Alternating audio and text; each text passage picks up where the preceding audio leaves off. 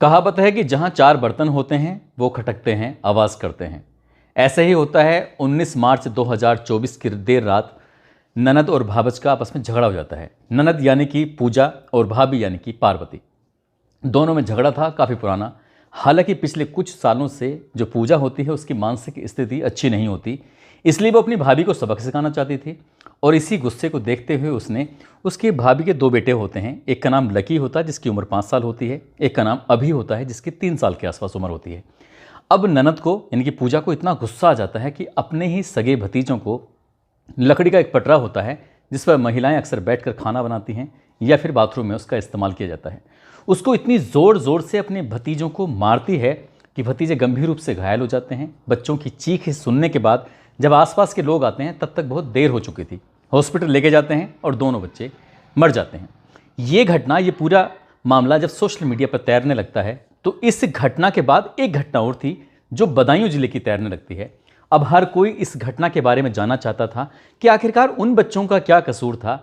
यहाँ तो भाभी और ननद का झगड़ा था, लेकिन यहाँ तो कोई रिश्ते भी नहीं थे, यहाँ तो चार बर्तन भी नहीं थे। क्यों झगड़ा बनाए हैं, क्यों उसने हत्या की है, आज की कहानी यही जानने की कोशिश करेंगे, यही समझने की कोशिश करेंगे। आदाब, नमस्कार, सत श्री अकाल। मैं उस्मान सैफी। आज की जो सच्ची घटना मैं आपको सुनाने जा रहा हूँ, ये सच्ची घटना है उत्तर प्रदेश का एक ज़िला है बदायूं।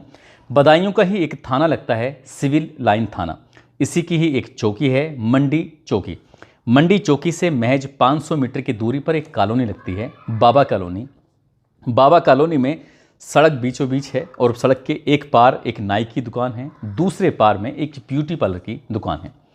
शाम होते हैं लगभग 19 मार्च 2024 की शाम लगभग 7:30 बजे के आसपास नाई की दुकान पर जो लड़का काम करता है जिसका नाम साजिद होता है, साजिद दरवाज़ा खटखटाता है, अंदर प्रवेश करता है। प्रवेश करने के बाद कहता है कि जो मेरी बीवी है ना वो बीमार है और वो प्रेग्नेंट है, डॉक्टर ने उसे टाइम दिया है रात के 11 बजे का, मुझे पैसे की बहुत सख्त ज़रूरत है, क्या मुझे पैसे मिल सकते हैं।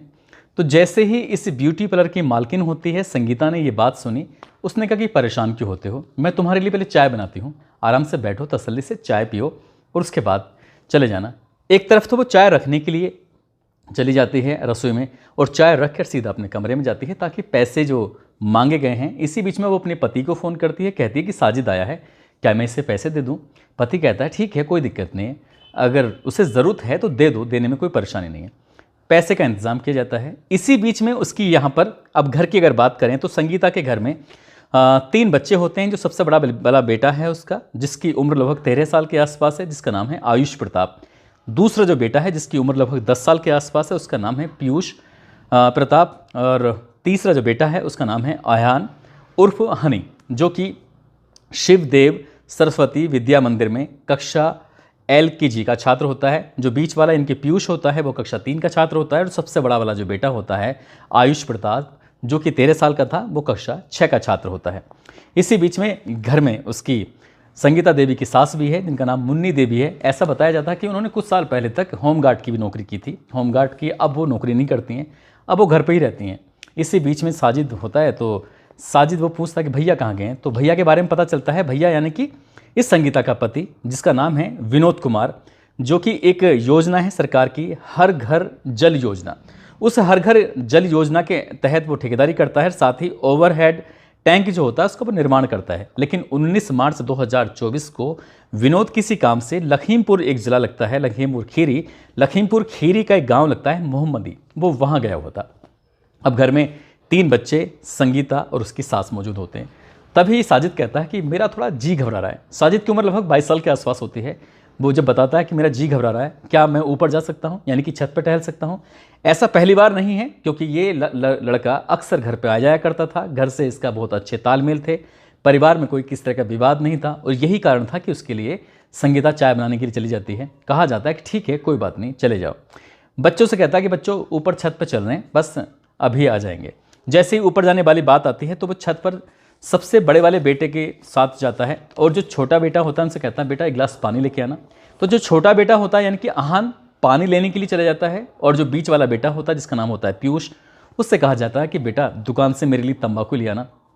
अब आयान जाता है पानी लेने के लिए और पीयूष जाता है तंबाकू लेने के लिए। अब इसी वक्त छत पर कोई 2 लोग होते हैं, एक का नाम साजिद होता है और दूसरा इस संगीता देवी का जो सबसे बड़ा वाला बेटा होता है वो होता है आयुष प्रताप। किसी ने कोई आवाज़ नहीं सुनी, किसी ने कुछ नहीं सुना और वो अपना काम कर देता है। जैसे ही पानी लेकर सबसे छोटा वाला बेटा ऊपर पहुंचता है तो जो उसने अपनी आंखों से दृश्य देखा था, उस दृश्य को देखकर उसके होश फाख्ता हो जाते हैं। दरअसल जो उसका सबसे बड़ा वाला भाई था वो मर चुका था। मर इसलिए चुका था क्योंकि साजिद के हाथ में धारदार हथियार होता है और वो उसे तब तक वार करता है जब तक क्या उसके प्राण नहीं निकल जाते, और चारों तरफ ब्लड फैला हुआ था।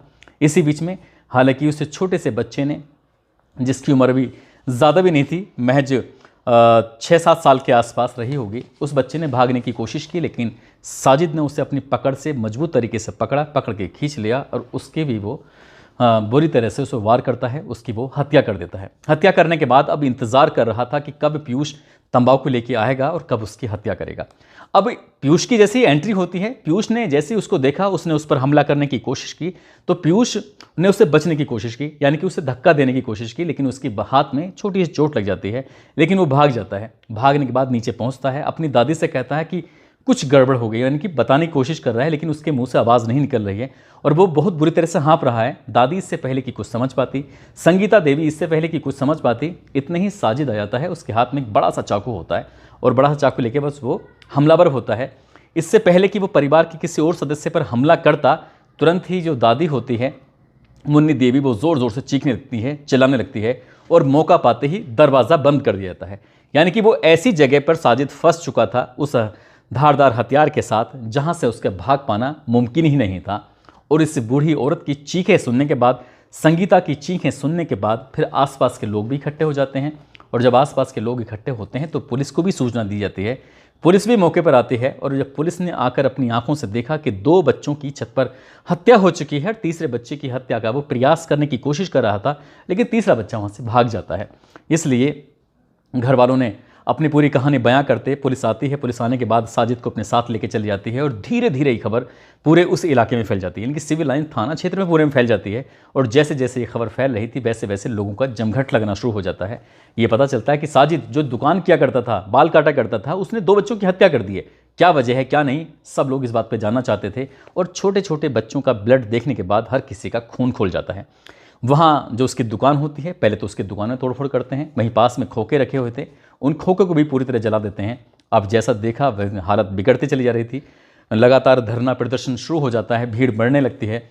अब न केवल पुलिस आती है बल्कि क्योंकि लोकसभा का चुनाव बिल्कुल नज़दीक है, तो इसलिए अर्धसैनिक बल की भी पहले से ही हर जिले में तैनाती कर दी गई है ताकि कोई सुरक्षा व्यवस्था मुस्तैद रहे, क्योंकि अब आचार संहिता लागू हो चुकी है। अब ऐसी स्थिति में कोई कहीं कुछ गड़बड़ ना हो जाए, कोई बात ना हो जाए, तो पता चलता है कि रात के लगभग 9:30 बजे के आसपास कि जो साजिद था उसका तो एनकाउंटर कर दिया गया। अब एनकाउंटर की जैसे ही खबर फैलती है, तो एनकाउंटर की खबर फैलने के बाद अब ये लगता है कि आखिरकार भाई पुलिस ने तो अपना काम कर दिया। काम क्या कर दिया, क्योंकि वो पुलिस को चकमा देकर भागने की कोशिश कर रहा था। ये कहानी जब पुलिस के सामने आती है, जब पुलिस पुलिस से बचने की कोशिश कर रहा था, वो पुलिस को देख के भाग जाता है। जब भाग जाता है तो भागता है शेखुपुरा की तरफ। सिविल लाइन के इंस्पेक्टर होते हैं गौरव बिश्नोई, उन्होंने उसे रोकने की कोशिश की तो उधर से गोली चलती है और गोली लग जाती है गौरव बिश्नोई को भी, लेकिन जवाबी कार्रवाई में जब गोली चला जाती है तो 2 गोली लग जाती हैं इस साजिद को सीने में और 1 गोली लगती है उसके पेट में। वो तो मर ही चुका था, लेकिन अब ये खबर सोशल मीडिया पर तैरने लगती है। एक खबर वो जो प्रयागराज में एक ननद ने अपने ही भाभी के 2 बच्चों की, इनके अपने ही सगे भतीजों की लकड़ी के पटरे से पीट पीट कर हत्या कर दी। और दूसरी खबर ये चलने लगती है कि साजिद नाम के एक लड़के ने 2 मासूम बच्चों की पीट पीट कर हत्या कर दी। अब इसी कहानी को लेकर तमाम तरह की बातें चल रही थी। हर कोई ये जानना चाहता था कि आखिरकार हत्या क्यों की गई है, हत्या के पीछे वजह क्या है। तब मीडिया वालों ने अपना अपना काम करना शुरू कर दिया। मीडिया वाले जब पहुंचते हैं, जब सबसे पहले तो इस घर पहुंचते हैं विनोद के घर जाने के बाद बात करते हैं। और विनोद की पत्नी और विनोद की माँ ये बताती हैं कि वो भागने की कोशिश कर रहा था, आने की कोशिश कर रहा था, हमने बंद कर दिया दरवाज़ा। और जब दरवाज़ा बंद कर दिया था तो आसपास के लोग भी आ जाते हैं, पुलिस आती है, उसे अपने साथ लेके चली जाती है। किस वक्त वो पुलिस से छूट कर भागता है, किस वक्त वो पुलिस से छूट कर नहीं भागता, ये पता ही नहीं चलता। और उसका कुछ ही देर के बाद एनकाउंटर हो जाता है। जब पब्लिक से यानी कि आसपास के लोगों से पूछा कि उसका भाई भी साथ में था क्या, जावेद, तो जब बात जावेद की आती है तो पब्लिक कहती है ना, आसपास के लोग कहते हैं कि जावेद तो नहीं था, लेकिन फिर पुलिस भी और घर वाले भी कहने लगते हैं कि था या नहीं था, लेकिन वो गायब हो चुका है, वो कहाँ है, पुलिस उसको तलाश कर रही है। बताया जाता है कि वो भी इस पूरे घटनाक्रम में पूरे शामिल था, लेकिन हत्या करने में साजिद अकेला ही था। अब इसी बीच में जो इससे विनोद से पूछा जाता है कि भी तुम इसे कैसे जानते थे, क्या मामला था। वो कहता है कि मैं जानता ज़रूर था, मेरी उससे कोई दुश्मनी नहीं थी, बल्कि अखबार में, मीडिया में तो ये रिपोर्ट भी ये भी आ रही है कि 10 साल पहले तक ये जानते थे एक दूसरे को, और लगभग 2 साल पहले उसको ऑफर दिया था कि भाई तुम हमारे यहाँ पर रहो, कोई दिक्कत नहीं, यहाँ दुकान खोलो, यहाँ पर अच्छा काम चलेगा। उसकी बीवी खुद ब्यूटी वाला काम करती हैं और उसका घर में आना जाना परिवार के सदस्यों की तरह, छोटे छोटे बच्चे, प्यारे प्यारे बच्चे उसको भैया भैया कह के बात करते थे जब अपना बाल कटाने के लिए जाया करते थे। और जाहिर सी बात है, ऐसे व्यक्ति से जब आपके वो काम करेगा, बाल काटेगा, तो उससे प्यार से ही बात करेंगे। और वो बच्चे वाकई बहुत अच्छे थे, लेकिन जिस तरह से उनके बीच में बात होती है, फिर मीडिया को याद आता है कि आखिरकार वो आया क्यों था, घर के अंदर क्यों प्रवेश किया था। तो पता चलता है कि 5,000 रुपये लेने आया था, उसकी बीवी प्रेग्नेंट है। अब जब बात प्रेग्नेंट की आती है तो उसकी पत्नी का नाम होता है सना, और मीडिया वाले उसकी पत्नी का पीछा करते करते पहले तो ये जाते हैं कि आखिरकार ये रहता कहाँ था साजिद। तो रहता है ये सखानू का रहने वाला था। साजिद और जावेद ये दोनों भाई होते हैं, बाप का नाम बाबू होता है। अब ये बाबू को क्यों, इसके साजिद और जावेद ये यहाँ पर दुकान क्या करते थे, काफ़ी लंबे समय से काम कर रहे थे, आसपास के लोग भी इन्हें जानते थे, पहचानते थे। लेकिन जब मीडिया वाले सना के पास पहुँचते हैं, सना रहती है यानी कि विनाबर थाना लगता है, जिसका गांव लगता है ददमई में वो रहती है। अब ददमई में वो जब मीडिया वाले पहुंचते हैं कि क्या बात है, तो वहाँ एक नई बात निकल के सामने आती है। और नई बात कुछ इस तरह से होती है कि उसको, सना को बच्चे पैदा होते हैं, लेकिन वो जी नहीं पा रहे थे, यानी कि पैदा होते थे, मर जाते थे, या फिर गर्भ में ही मर जाया करते थे। तो इसी बीच में जब ये बात पता किया गया कि तुम गर्भवती हो, तो सना ने साफ इनकार कर दिया कि मैं तो गर्भवती बिल्कुल भी नहीं हूँ। जबकि ये बताया गया था, जब 5,000 रुपये वो उधार मांग रहा था साजिद, कि मेरी पत्नी हॉस्पिटल में एडमिट है, रात को 11 बजे का उसको टाइम दिया गया है, यानी कि ये थ्योरी भी झूठी निकलती है। तब लोगों को ऐसा लगता है कि इस थ्योरी के बाद एक थ्योरी और है, कहीं ऐसा तो नहीं है किसी ने बताया हो कि तुम बच्चों की हत्या कर दो, और जो बच्चों की कत्ल कर दोगे, हत्या कर दोगे, तो फिर तुम्हें बच्चे पैदा हो जाएंगे। यानी कि तंत्र मंत्र का कोई खेल तो नहीं है।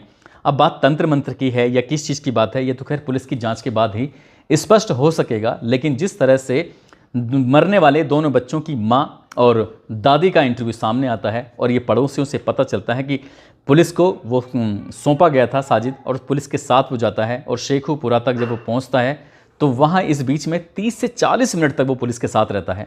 आखिरकार पुलिस ने कुछ ना कुछ तो उससे बातचीत जरूर की होगी, ऐसा तो है नहीं वो पुलिस को देख के तुरंत ही एकदम से भाग गया होगा।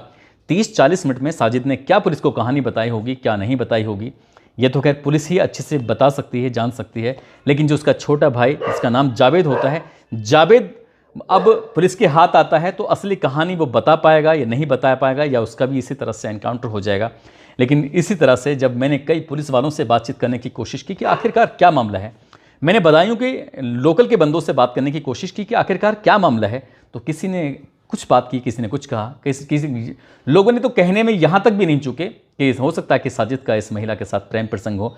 जो भी हो, अब चाहे वो संगीता की सीडीआर हो, साजिद की सीडीआर हो, सीडीआर से पता चल जाता है जब निकाले जाते हैं कि इन लोगों के बीच में कितनी बातें होती थीं, कितनी नहीं होती थीं, क्या बातचीत का दायरा क्या था। ज़्यादा लंबी बातचीत नहीं होती थी तो उससे भी साफ जाहिर हो जाएगा। अब ये पुलिस का काम है, पुलिस इस काम को पूरी ईमानदारी से यदि करती है कि साजिद का उन बच्चों को मारने में क्या हाथ था, क्या तंत्र मंत्र था या कोई प्रेम प्रसंग था, तो ये तो पुलिस की जांच के बाद ही स्पष्ट हो सकेगा। लेकिन जिस तरह से उन दोनों बच्चों की हत्या होती है और पुलिस ने अपना काम तुरंत कर दिया, इससे तो खैर कहीं ना कहीं लोगों में थोड़ी तसल्ली भी है और खुशी भी है, क्योंकि सालों साल लगातार कोर्ट केस में केस चलते रहते हैं और इंतज़ार किया जाता रहता है कि अपराधी को सज़ा कब मिलेगी।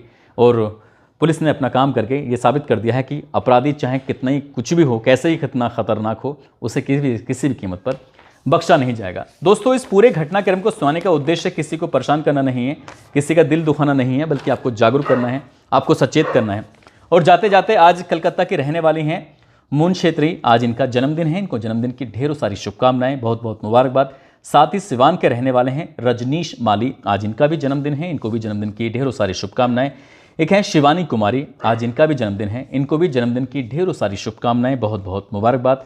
साथ ही कुछ लोगों ने नाम लेने की अपील की है, जिसमें रोमन, नितिन, आकाश पाल, उमर फारूक, रॉकी, कफिल सैफी, धीरेन्द्र कुमार, रविंद्र तोमर, उवैद अली खान, काजिम अली, अभिषेक कुमार, मोहम्मद अकमल खान, पंकज गुप्ता, मनोज यादव, ऋतिक सिंह, फिरोज। आप सब लोग अपना ख्याल रखें, सुरक्षित रहें। जय हिंद, जय भारत।